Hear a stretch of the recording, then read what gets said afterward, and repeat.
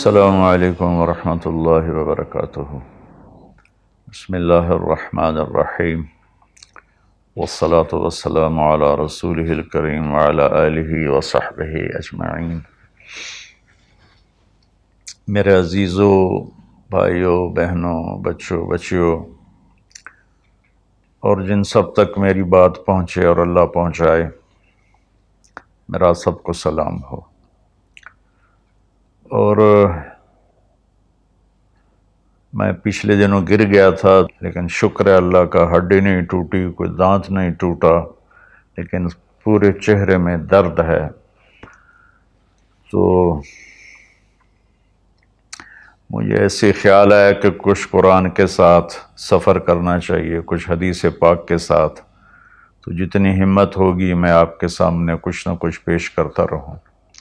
تو آج میں نے قرآن پاک سے ایک بڑی خاص چیز اخذ کی ہے، وہ آپ کو پیش کرنا چاہتا ہوں۔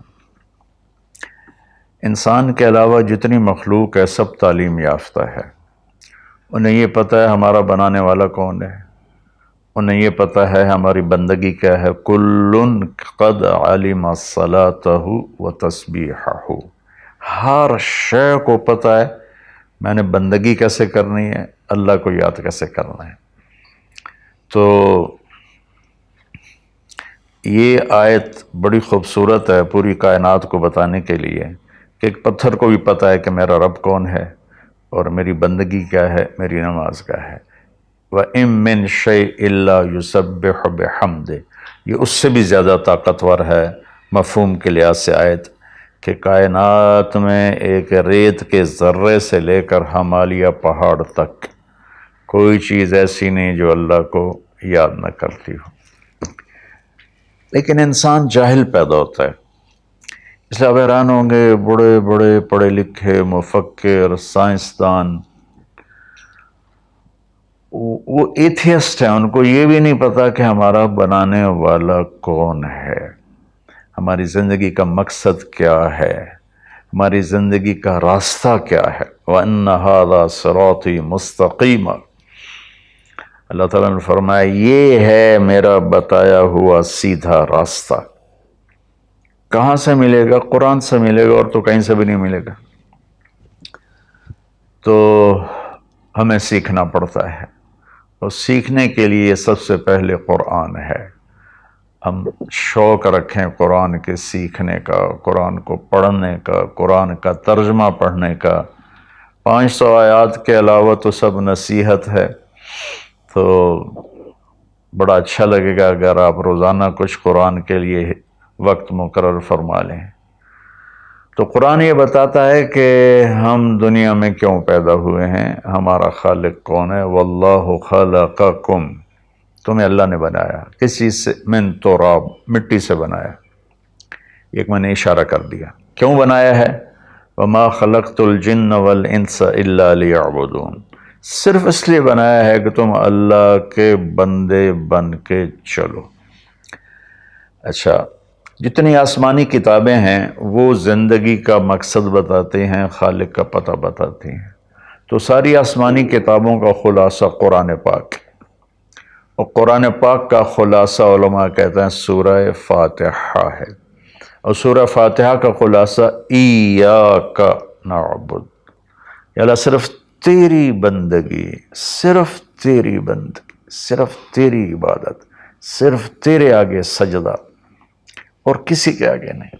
وَإِيَّاكَ نَسْتَعِينُ، اور یا اللہ صرف ہم تجھ سے مدد مانگتے ہیں، تیرے علاوہ ہم کسی سے نہیں مانگتے، یا اللہ صرف تجھ سے مدد مانگتے ہیں۔ ایاک نستعین، ایاک پہلے آیا ہے، پہلے ادھر بھی ایاک پہلے آیا ہے۔ اس میں یہ مطلب بتایا جا رہا ہے کہ یہ صرف اسی ایک اللہ کی عبادت ہے، اور صرف اسی ایک اللہ سے مانگنا ہے۔ عبد، عبادت عبد سے ہے کہ ہم اللہ کے بندے بن جائیں۔ تو ایک جگہ اللہ نے تعارف کرایا ہے کہ میرے بندوں، میں تمہیں بتاؤں کہ میرے بندے کون ہیں۔ ویسے تو سارے اسی کے بندے ہیں۔ وما خلقت الجن والانس، انسان جنات سب کو اللہ نے پیدا کیا، لیکن اللہ تعالیٰ فرماتا ہے کہ مجھ سے تعلق جن کا ہے اور جنہیں میں کہہ سکتا ہوں کہ یہ ہیں میرے بندے، تو وہ سورہ فرقان میں ہے صرف 12 باتوں کی، 12 باتیں جس مرد عورت میں ہوں گی اللہ اس پہ مہر لگائے گا کہ میرا ہے۔ جب میرا ہے تو پھر اللہ تعالیٰ اس کے ساتھ معاملہ خاص کرے گا نا۔ تو اللہ تعالیٰ کہتا ہے میرے بندو میرا دین تو بہت بڑا ہے، 12، یہ 5 انگلیاں 10 اور یہ 2 12 کہ 12 باتیں اپنے اندر پیدا کر لو،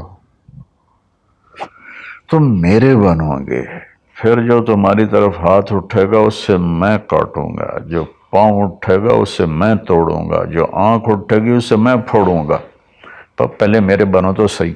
وہ کیا ہیں؟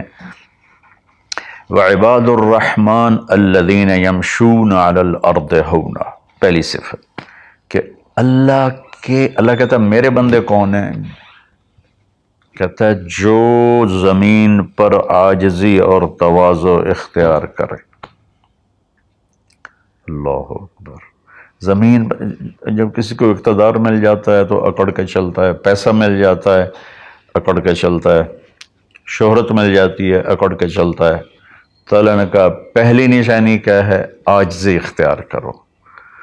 تو کوئی وظیفہ نہیں بتایا، کوئی تسبیح نہیں بتائی، کہا عاجزی اختیار کرو، اپنی حیثیت کو یاد رکھو کہ اول نطفہ ہوں، آخر ایک مردار ہوں، کچھ عرصے کے بعد چند مٹھی مٹی ہوں، اور پھر اللہ مجھے کھڑا کرے گا تو اس دن دیکھا جس کی نیکیاں بڑھیں گی تو وہ عزت دار ہے، جس کی گھٹ گئیں وہ ذلیل و خوار ہے۔ تو پہلی صفت ہے کہ اللہ کے بندے وہ ہیں جو عاجزی اختیار کرتے ہیں، صرف یہ نہیں کہ زمین پر تواضع سے چلنا، نہیں، وہ پوری زندگی ان کی عاجزی کی ہوتی ہے۔ سورہ لقمان میں ہے کہ لا تمش فی الارض مرحا، بیٹا اکڑ کے کبھی نہ چلنا، انک لن تخرق الارض ولن تبلغ الجبال طولا، کہ تو نہ تو پہاڑوں سے اوپر قد لے جا سکتا ہے، نہ ایڑی مار کے زمین پھاڑ سکتا ہے۔ تو ایک میں مختصر بیان کرتا ہوں تواضع، دوسری تواضع سے جڑی ہوئی بات ہے کہ تواضع کا پتہ کب چلے گا؟ وہ دوسری صفت ہے وَإِذَا خَاطَبَهُمُ الْجَاهِلُونَ قَالُوا سَلَامًا۔ سبحان اللہ۔ جب ان سے کوئی، یہاں جاہلون سے مراد ان پڑھ نہیں، جاہلون سے مراد ہے زیادتی کرنے والا۔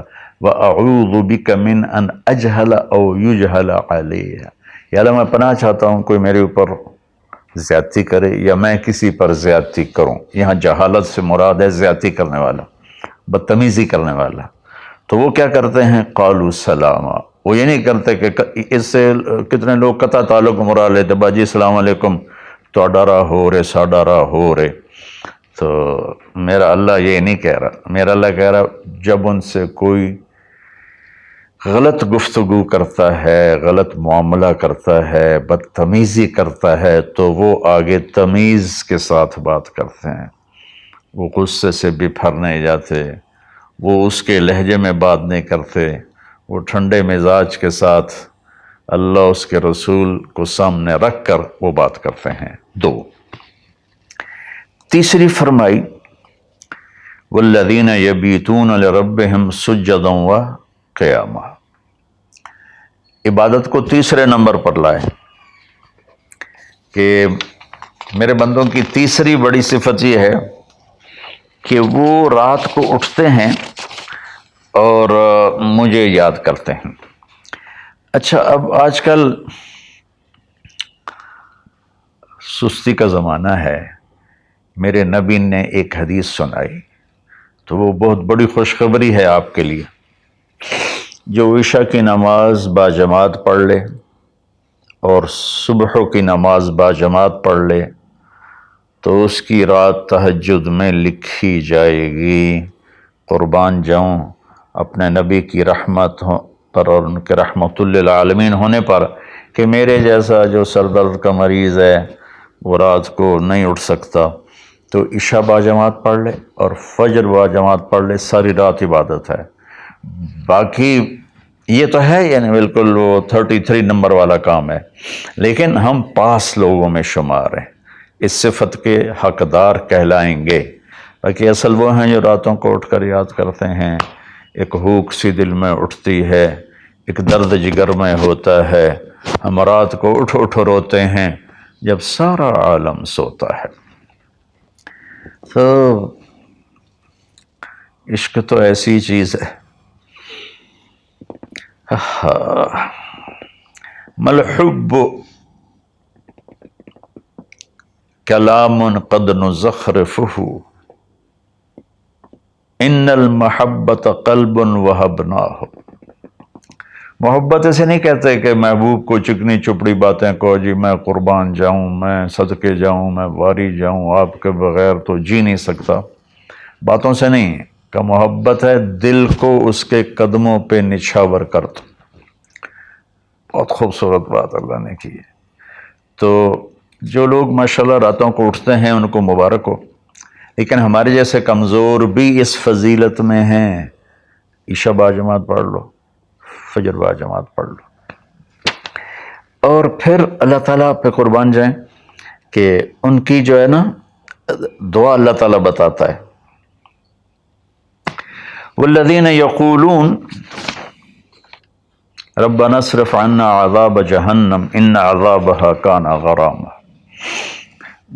وہ اللہ ان کی دعا بتا رہا ہے کہ وہ کہتے ہیں یا اللہ ہم سے عذاب جہنم دور فرما، چونکہ یہ نہ ٹلنے والا عذاب ہے جو چمٹ جاتا ہے، اور وہ انہا ساءت مستقر و مقاما، اور یا اللہ وہ بہت ہی برا ہے، بہت ہی برا ہے۔ تو تہجد اور دعائیں، دعا بہت بڑی طاقت ہے، بہت بڑی طاقت ہے، بہت بڑی طاقت۔ ہم نے دعا ایسے ہی بنائی ہوئی ہے، فرض نماز کے بعد مولوی صاحب رٹے رٹائے جملے بولتے ہیں، ہم پیچھے آمین کہتے ہیں۔ دعا وہ ہے جو آپ تنہائی میں اللہ کے سامنے گڑ گڑا کر بولتے ہیں۔ میرے نبی نے فرمایا اللہ کے سامنے روو، اچھا اگر علم تبکو فتباکو، اچھا اگر تمہیں رونا نہیں آتا نا تو رونے کی شکل بنا لو۔ چوتھی چیز بتاتے ہیں، والذین یقولون ربنا اصرف عنا عذاب جہنم ان عذابها کان غراما انہا ساءت مستقر و مقاما۔ یا اللہ جہنم سے بچانا اور جہنم کے عذاب سے بچانا، وہ اللہ آپ پہ ہی معاف کرے گا۔ یہ ہمارے اب تو عام ماحول میں جی اللہ آپ پہ ہی معاف کرے گا، اللہ بڑا غفور الرحیم ہے، اللہ آپ پہ ہی معاف کرے گا۔ تو میں تو اپنے ماحول میں بات کرتا ہوں اپنے عزیز رشتہ داروں سے کہ اللہ آپ پہ ہی کپا کٹ دے گا، سپرے نہ کرو، پانی نہ لاؤ، کھاد نہ دیو، آپ بہے کوئی بی پا دیو، اللہ آپ پہ ہی کٹ دے گا۔ لے جی مولانا صاحب کہیں گل نہ کریں دیو، بھلا کدی پانی تے کھاد تے سپرے تو بغیر بھی کاشا ہوئی۔ تو اللہ یہی کہہ رہا ہے کہ ڈرو مجھ سے اس جہنم کے عذاب سے اور اس سے بچاؤ کا راستہ اختیار کرو۔ پانچویں بات کیا ہے؟ والذین اذا انفقوا لم یسرفوا ولم یقتروا وکان بین ذلک قواما۔ بہت اعلیٰ چیز ہے، معیشت کو، اکانومی کو بہت خوبصورت انداز میں بتایا کہ میرے خاص بندے وہ ہیں، دیکھو اللہ نے دنیا کا بھی بیچ میں ڈالا۔ اللہ والے دنیا کو نہیں دیکھتے، اللہ والے چٹائیوں پہ سوتے ہیں، اللہ والے بادشاہوں سے نہیں ملتے ہیں، اللہ والوں کے پاس جایا جاتا ہے، اللہ والے کسی کے پاس نہیں جاتے ہیں۔ ارے سب سے بڑے اللہ والے تو نبی ہیں، اللہ نے فرعون کے پاس بھیجا موسیٰ علیہ السلام کو، اور کائنات کی افضل ترین ہستی اللہ کے بعد میرے نبی ہیں، ابو جہل کے پاس بھیجا۔ تو یہاں ان کی معیشت کو بتایا جا رہا ہے کہ میرے بندے وہ ہیں جتنا ہم نے ان کو دیا ہے اس سے بڑھ کر خرچ نہیں کرتے۔ قرضے اٹھا لیے، شادی آ گئی، اس پر مجھے ایک بتا رہا تھا ساتھی کہ ایک آدمی نے اپنے بچے کی شادی کی تو 40 لاکھ کی آتش بازی چھوڑی۔ یہ اللہ اس سے منع کر رہا ہے کہ میرے بندے وہ ہیں کہ جو ایسے نام و نام 40 لاکھ روپے کو آگ لگا دی، اس 40 لاکھ روپے پر کتنے غریب بچیوں کی شادیاں ہو جاتی، کتنے مریضوں کا علاج ہو جاتا۔ وَلَمْ يَقْتُرُوا، دوسری بات ہے کہ جتنا دیا ہے اس سے اوپر نہیں جاتے کہ قرضوں میں چلے جائیں، اکانومی برباد ہوگی۔ اور وَلَمْ يَقْتُرُوا، اور جتنا دیا ہے اس سے کم بھی خرچ نہیں کرتے، کنجوس نہیں ہوتے، بخیل نہیں ہوتے، لالچی نہیں ہوتے۔ یہ چیز بھی اکانومی کو ہٹ کرتی ہے کہ بس جوڑتے جاؤ اور اس کو آگے بڑھاؤ نہیں، اس کو آگے دو نہیں۔ تو اللہ تعالیٰ پہ قربان جاؤں، اس نے خاص طور پر ہمارے معاشرے میں اللہ والا وہ سمجھا جاتا ہے جس کو دنیا کی خبر ہی کوئی نہ ہو، اور اللہ والا وہ ہوتا ہے جو بس مسلح پہ بیٹھا رہتا ہے۔ اور اللہ تعالیٰ یہاں ان کی اکانومی کو بتا رہا ہے کہ وہ کام کرتے ہیں، کاروبار کرتے ہیں، وہ تجارت کرتے ہیں، وہ زراعت کرتے ہیں، وہ حکومت کرتے ہیں۔ ابو بکر سے بڑھ کے اللہ والا کون ہوگا؟ خلفائے اربعہ سے بڑھ کے اللہ والا کون ہوگا؟ تو وہ اپنے خرچ کو بیلنس کرتے ہیں۔ کل پرسوں ایک ساتھی بات کر رہا تھا، اصحاب صفہ تو چٹائیوں پہ بھوکے لیٹے رہتے تھے۔ یہ شروع کی باتیں ہیں۔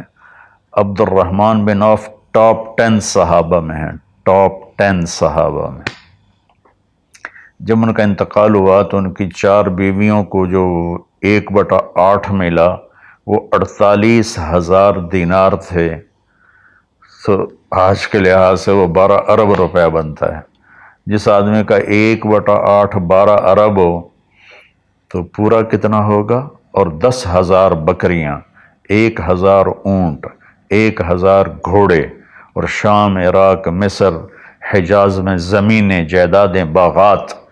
یہ تو پھر اللہ والی کوئی نہیں، اور اللہ کا نبی کہہ رہا ہے یہ ابو بکر جنتی، عمر جنتی، عثمان جنتی، علی جنتی، طلحہ جنتی، زبیر جنتی، عبد الرحمن بن عوف جنتی، اور ابو عبیدہ بن جراح جنتی، سعد بن ابو وقاص جنتی، اور سعید بن زید جنتی۔ یہ سب بڑے، 4 تو ویسے ہی حکمران ہیں، خلفاء ہیں، اور حضرت زبیر کے 1,000 غلام تھے جو ان کی کھیتی باڑی اور تجارت کو سنبھالتے تھے، اور حضرت طلحہ کے امپورٹ ایکسپورٹ کے لیے بحری جہاز چلتے تھے۔ سعد بن ابی وقاص کا وہ مدینے کی جنوب کی طرف وادی عقیق ہے، جو آج کے زمانے کا ڈیفنس کہہ لیں، وہاں ان کا سرخ پتھر کے سے بنا ہوا محل تھا۔ تو چونکہ پوری سیرت ہمارے سامنے نہیں، تو بس وہ ایک ہی چیز دیکھتے ہیں کہ بس یہ اللہ والے تو پھٹے کپڑے ہوتے ہیں، اللہ والے تو کسی سے ملتے ہی نہیں، اللہ والوں تو ستو پھانک کے زندگی گزار لیتے ہیں۔ جب اللہ نے صحابہ کو مال دیا تو عثمان رضی اللہ تعالی عنہ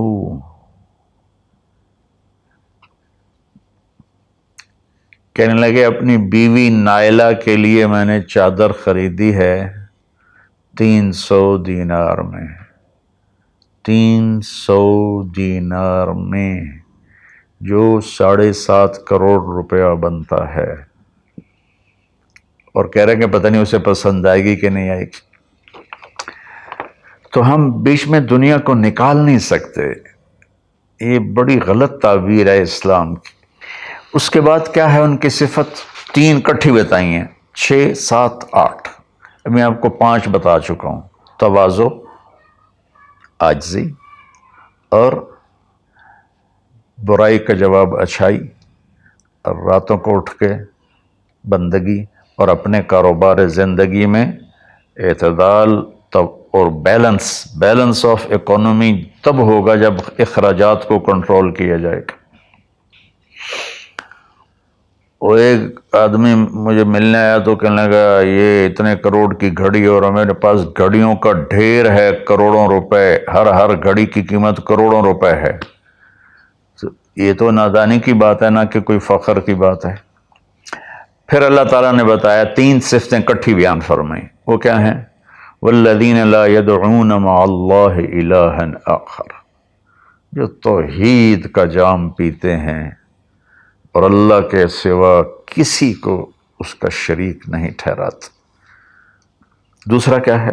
ولا یقتلون النفس التي حرم اللہ الا بالحق، جو ہمارے علاقے میں خاص طور پر جو قتل کی دشمنیاں ہیں، اور اپر پنجاب میں جو قتل کی دشمنیاں ہیں، گجرانوالہ کے ارد گرد، گجرات کے ارد گرد خاندانوں کے خاندان تباہ ہو کے، اور ایسی سرحد اور بلوچستان کے قبیلوں کے قبیلے تباہ ہو گئے، اور نمازی 5 وقت کے،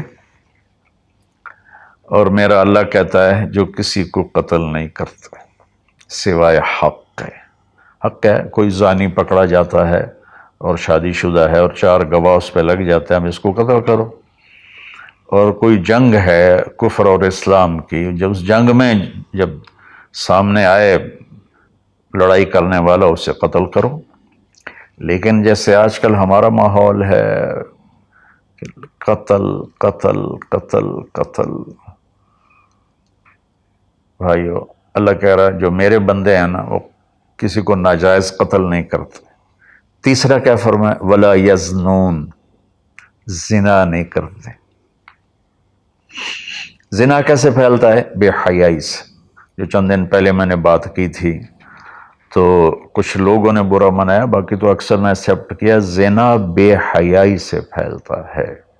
اللہ کہتا ہے قل للمؤمنین یغضوا من ابصارہم ویحفظوا فروجہم، ایمان والوں سے میرے محبوب کہو کہ آنکھیں نیچی رکھیں اور زنا سے اپنے آپ کو محفوظ رکھیں۔ سیم آیت وَقُلْ لِلْمُؤْمِنَاتِ يَغْضُضْنَ مِنْ أَبْصَارِهِنَّ وَيَحْفَظْنَ فُرُوجَهُنَّ، اور ایمان والی عورتوں سے کہہ دو کہ اپنی نظریں نیچی رکھیں اور اپنے آپ کو اس فحاشی اور بدکاری سے بچائیں۔ انسان جذبات کا پتلا ہے، اس کے سامنے جب بے حیائی ہوگی تو وہ یقیناً اس کے غلط جذبات ابھریں گے۔ اس لیے میرے اللہ نے، میرے نبی نے ہمیں ایک پاکیزہ اور حیا والی شریعت عطا فرمائی، اور اللہ کا فضل ہے امت کے اندر کہیں حیا چھپا ہوا ضرور ہے۔ خاص طور پر میں اپنے ان بھائیوں سے کہوں گا جو شادی کرنے کے بعد بھی الگ عورتیں رکھی ہوتی ہیں، اللہ کی قسم میں بڑے دکھ اور شرم کے ساتھ یہ بات کر رہا ہوں، کوئی میں ہٹ نہیں کر رہا ہوں، کہ میرے بھائی جو شادی کر کے بھی اور عورتوں سے تعلق رکھتے ہیں، اور اس سے بھی گری ہوئی بات ہے میری بہنیں جو شادی کے بعد بھی غیر مردوں سے تعلق رکھتی ہیں، یہ ہے ہمارے معاشرے میں، اللہ اس سے ہمیں بچائے۔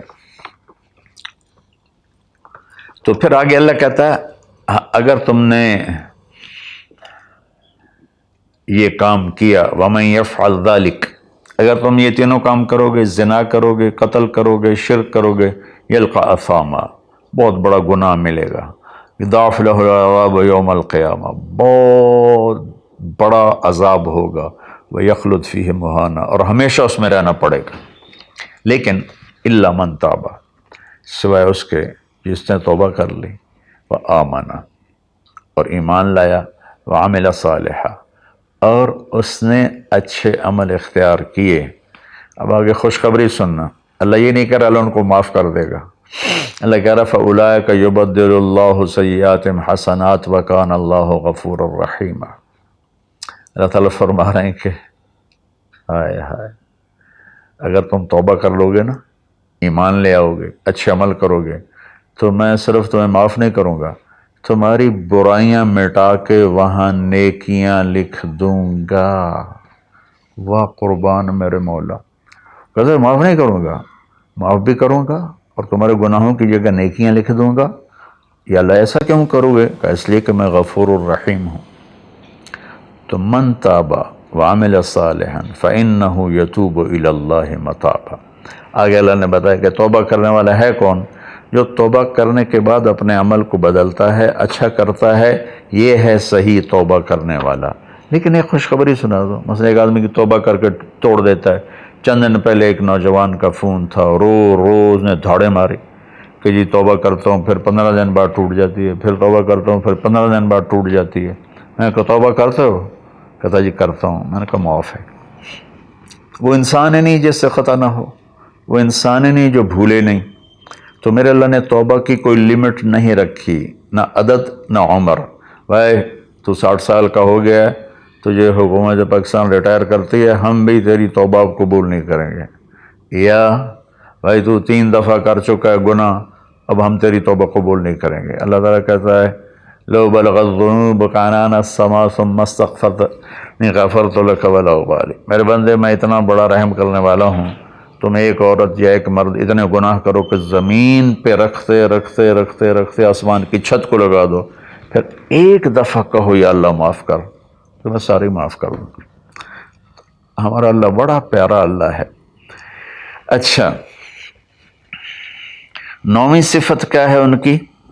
والذین لا یشہدون الزور واذا مروا باللغو مروا کراما.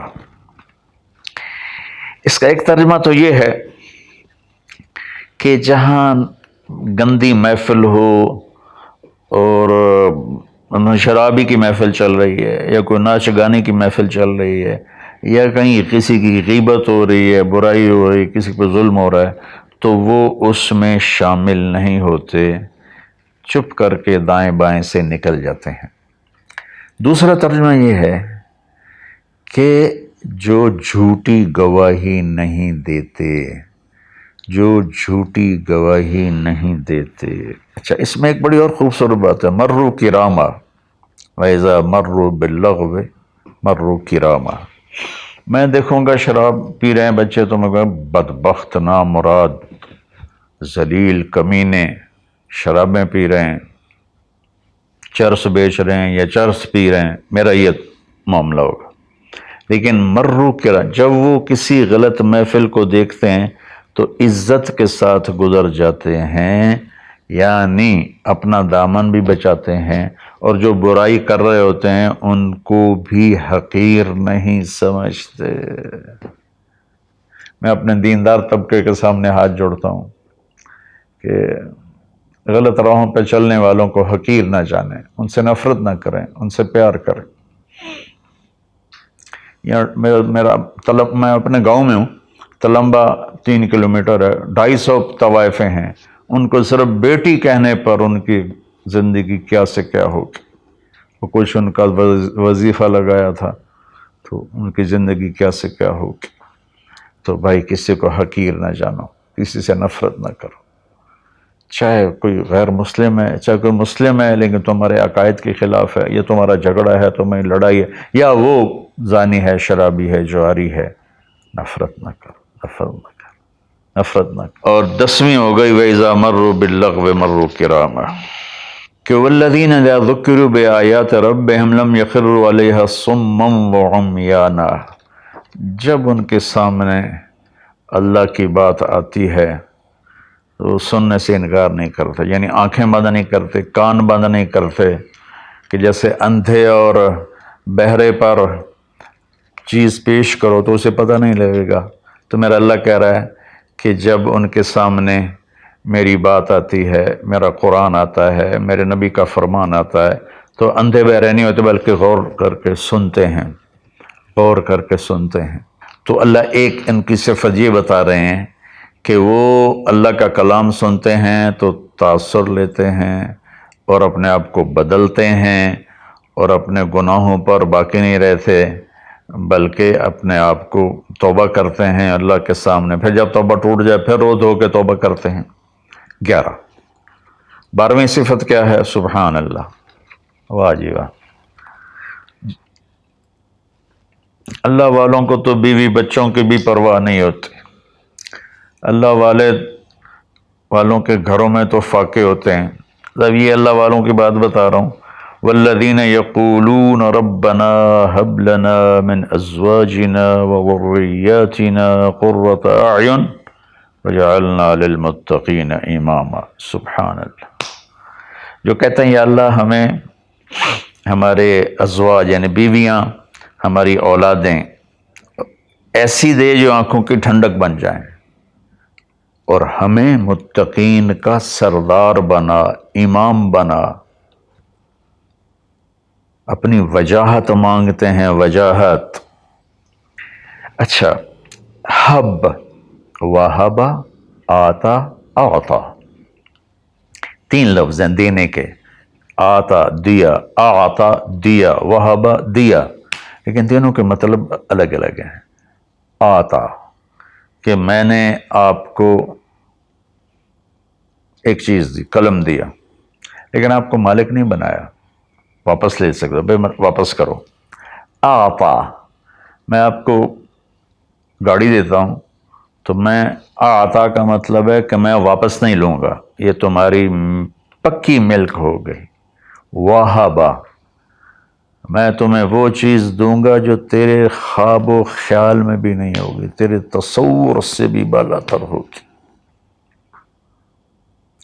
کیا مانگتے ہیں اللہ والے؟ یا اللہ میری بیوی ایسی ہو، اتنی اچھی ہو کہ میرے تصور سے بھی بالا تر ہو، میری اولاد ایسی ہو، اتنی نیک ہو، اتنی صلاحیت والے ہوں کہ میرے تصور سے بھی بالا تر ہوں۔ اللہ ہمیں یہ دعا سکھا رہا ہے، یہ نہیں کہا کہ مانگو آتے نہ، کہہ رہا ہے حب لنا، یا اللہ ہمارے گمان سے بھی اوپر کر کے بیوی اور بچے دے، اور ہمیں دنیا میں وجاہت دے، عزت دے۔ اس کا مانگنا انسانی حقوق میں شامل ہے۔ ہاں ایسی وجاہت اور ایسی شہرت جس کے پیچھے شیطانی کام ہو وہ حرام ہے، ورنہ عزت نفس تو ہر انسان کو پیاری ہے۔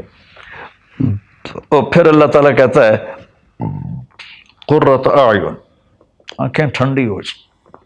اس سے بڑی تعبیر پورے کلام عرب میں نہیں ہے اندر کی خوشی کی، آنکھیں ٹھنڈی ہو جانا۔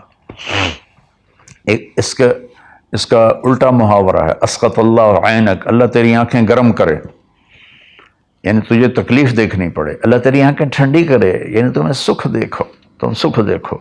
اور پھر آگے اللہ تعالیٰ کیا کہتا ہے؟ اولئک یجزون الغرفۃ بما صبروا، یہ ہیں وہ جن کو صبر کے بدلے جنت کے بڑے گھر ملیں گے۔ وَيُلَقَّوْنَ فِيهَا تَحِيَّةً وَالسَّلَامًا، جس میں گاڈ آف آنر ان کو پیش کیا جائے گا، سلام کیا جائے گا۔ خالدین فیہا، اس میں ہمیشہ رہیں گے۔ حسنت مستقرا و مقاما، جو ہمیشہ کے لیے خوبصورت رہے گا، اس کا حسن بڑھتا رہے گا، اور تمہارا بھی قیام کبھی نہ ختم ہوگا۔